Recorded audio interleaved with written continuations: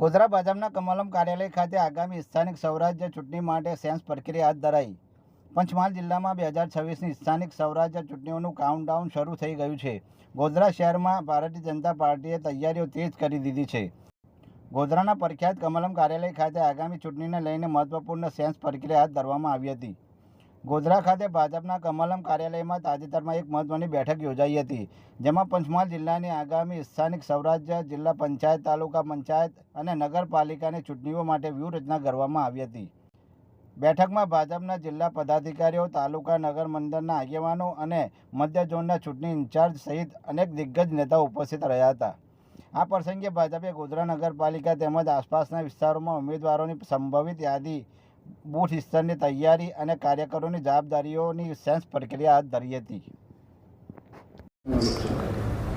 આજરોજ સ્થાનિક સ્વરાજ્યની તાલુકા પંચાયત, જિલ્લા પંચાયત, નગરપાલિકાની ચૂંટણીની સેન્સ પ્રક્રિયા અમારી ભારતીય જનતા પાર્ટીની પ્રદેશની સૂચના અનુસાર અને અમારા પ્રદેશ અધ્યક્ષ જગદીશભાઈ વિશ્વકર્માજીના નેતૃત્વ હેઠળ જ્યારે પંચમહાલ જિલ્લા કાર્યાલય ખાતે પ્રદેશમાંથી નિરીક્ષકશ્રીઓની બે ટીમો આવેલી છે।